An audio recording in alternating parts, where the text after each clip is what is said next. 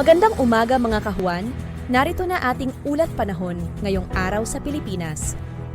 Kumikita po natin patuloy pa rin yung epekto ng Intertropical Convergence Zone or ITCZ dito sa may Southern Mindanao. Inaasahan po natin magdadala ito ng mga kalat-kalat na pag-ulan sa ilang bahagi ng Mindanao.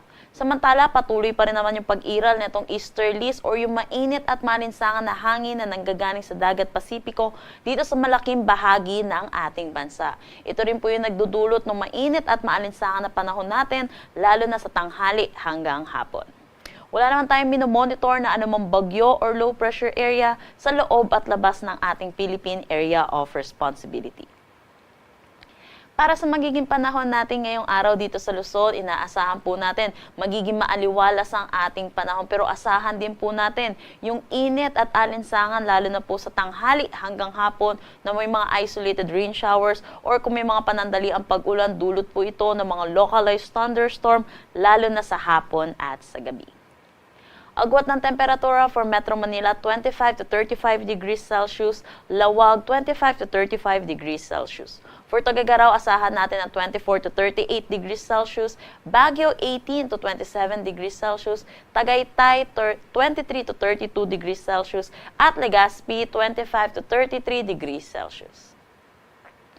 Dulot ng Intertropical Convergence Zone or yung ITCZ natin, inaasahan makakaranas ng mga kalat-kalat na pag-ulan dito sa Zamboanga Peninsula, Soc-Sargent, Davao Occidental, Basilan, Sulu at Tawi-Tawi. Para naman dito sa may Palawan, Visayas at nalalabing bahagi ng Mindanao, asahan din naman po natin yung maaliwalas na panahon pero asahan din natin yung init at alinsangan lalo na sa tanghali hanggang hapon at mataas ang tsansa ng mga localized thunderstorm lalo na dito sa may Visayas at dito sa may Mindanao.